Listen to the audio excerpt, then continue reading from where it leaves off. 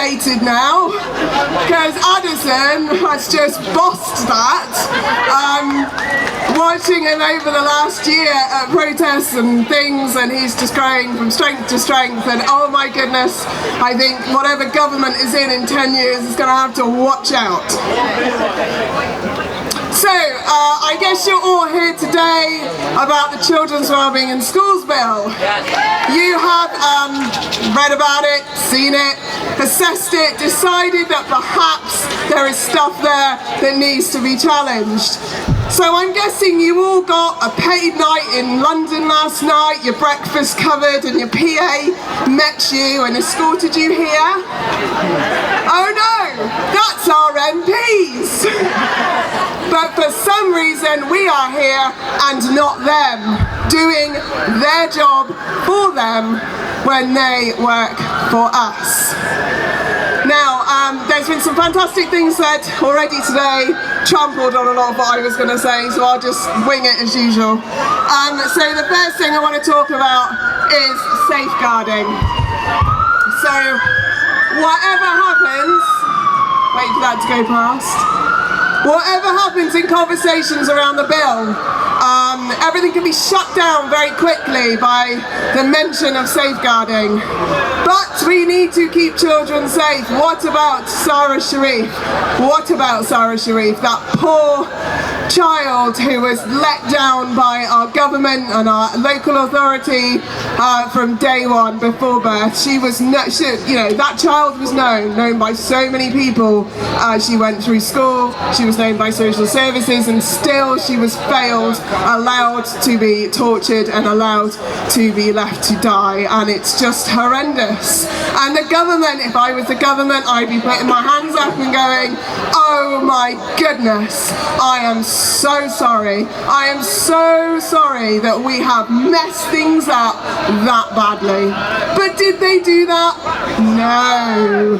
What they did was very cleverly took the opportunity instead to go for the lowest common denominator and attack the right to home educate.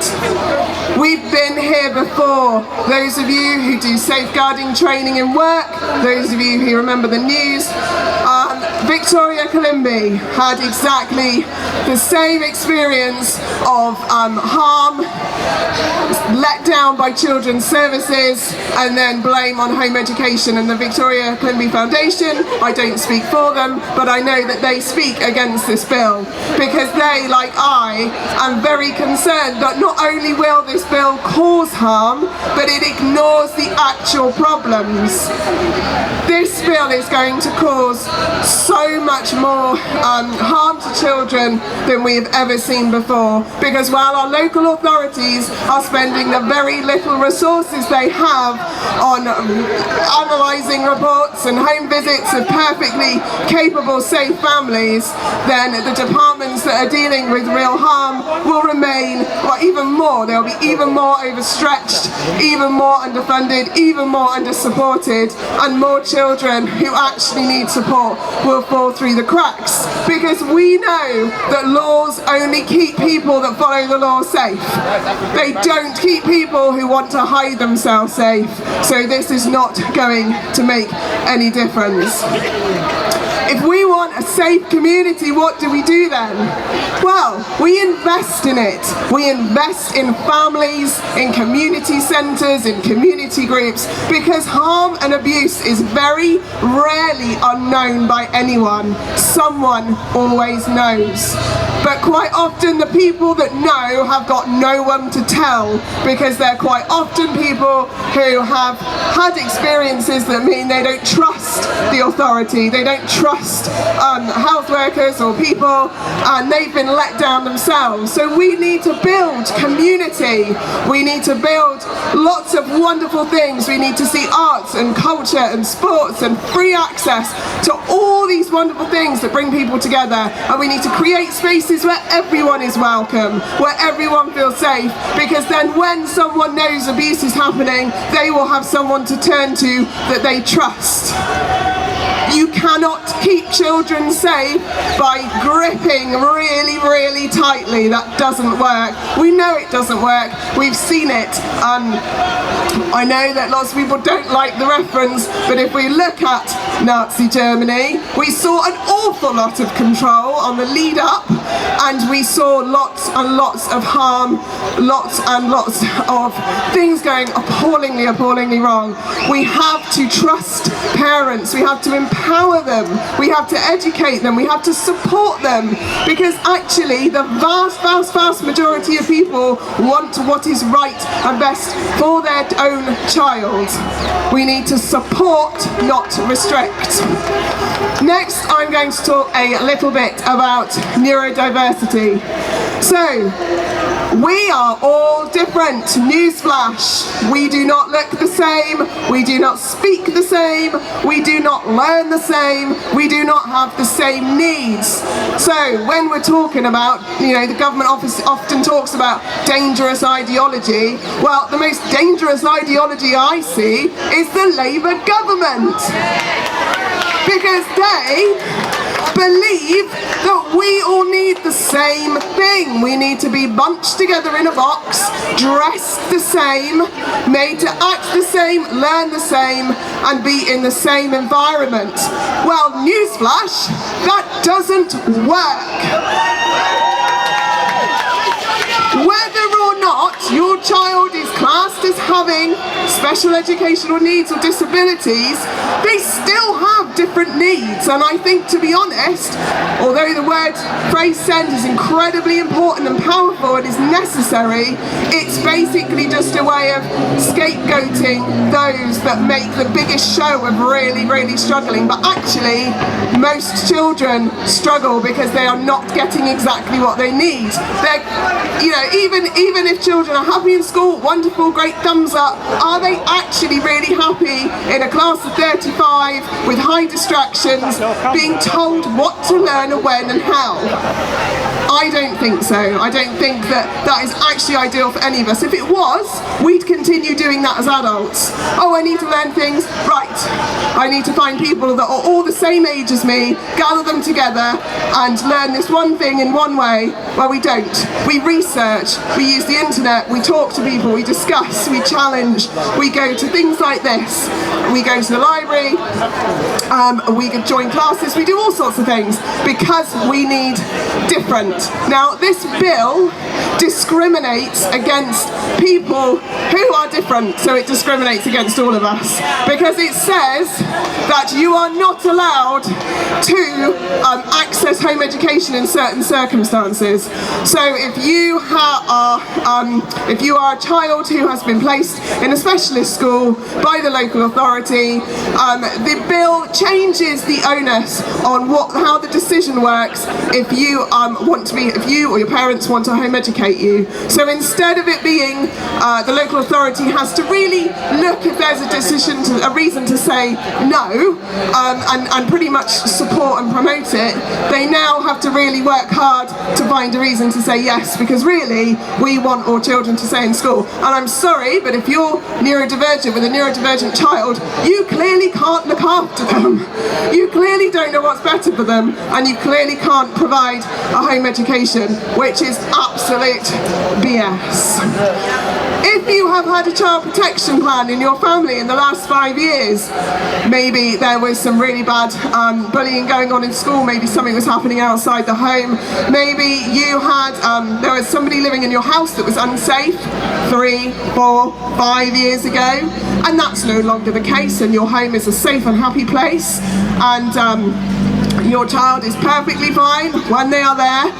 That is now another reason why the local authority, the school, can say no to deregistering your child, which again is a blatant discrimination against families, because you know what, things happen.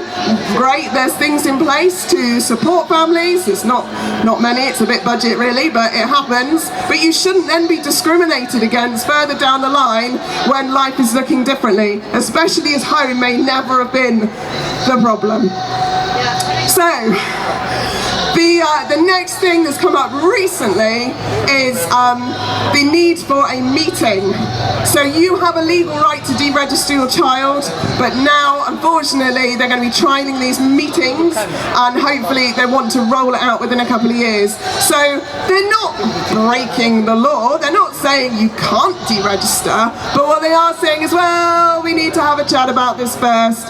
So we need you to meet with the local authority and the school and the parent, and hopefully preferably the child, and we're going to put you all in a room together, and you're going to be told your rights and responsibilities as a home educator, and you need to really let us know how you're going to execute that. Well, I work with lots of families that have had to take their children out of school due to unmet needs, harm, all sorts, and when I meet them that first day, generally they, they're struggling to put a sentence together because they haven't slept, because they don't eat, because they spend all their waking hours trying to advocate for their child who may be suicidal, maybe self-harming, or maybe simply not receiving an education at all. So these people are going to be sat in a room with the LA, who are the people that have already let their child down for years, and they're going to be questioning you as to how you're going to deliver this full and wonderful home education. Now, they can't deny you. They can't say, oh, you can't deregister, but what they can do is, as soon as that meeting's finished, say, yeah, great, you can deregister, away you go, and then go back to the office, tappy, tappy, tappy, right, let's start an investigation into this child's home education, and they can start a school attendance procedure, and very soon that child could be given a school attendance order, having no chance of the parents gaining any support, no chance of getting home education working for them, and the meeting could take months, and your child has to remain in school that whole time. They are not allowed to be deregistered. So if you've got to, a lot of people don't home educate until it's the final option. For me, I home educated from day one, but most people nowadays, it's a final option. If you've got to the breaking point in your child's journey where they are pleading with you or begging you, or they are in their room not speaking, or they are harming themselves, and you make that decision and you send that little email, Johnny's not coming to school anymore, and then you get an email back going, great, that's wonderful. Obviously he has to carry on going to school while we try and find someone in the local authority that can have a meeting with you, which, when's that going to happen? It is absolutely insane. You can still be prosecuted, you can still be fined, and of course, if you don't comply with that, what are they going to do when it comes to reviewing you as a home educating family? Well, you've already got a big black cross against your name, haven't you? Because you didn't comply with the attendance laws. There is so much to this bill, so many levels. People have spoken about the unique identifier and how that's just digital ID by the back door. It's horrendous, the topic is huge. So there's just one more area I want to cover which might not be talked about today, and that is independent education institutions. Is that right, Michelle? Who comes from an independent education institution? Woo! Who uses one? Who uses a tutor or alternative provision, a drop-off home ed group, forest school, cookery club, maths English day, whatever? These are essential parts of our educational fabric. They are there to support children and actually make them even more visible than they already are. It gives them access to experts, professionals who really are passionate about what they do. It is not a replacement for your home education, it enriches it. It's fantastic. It's not for everyone, that's fine, and some people won't be able to afford to access it, some people won't be able to get to it, but it is there to enrich their lives. And you know what?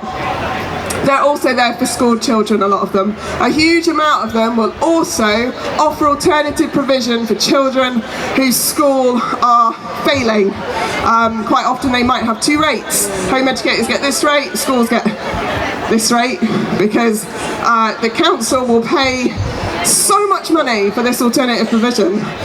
So clearly they value it if they're willing to pay £200, £300, £400 a day for a child to access it. Clearly they value it.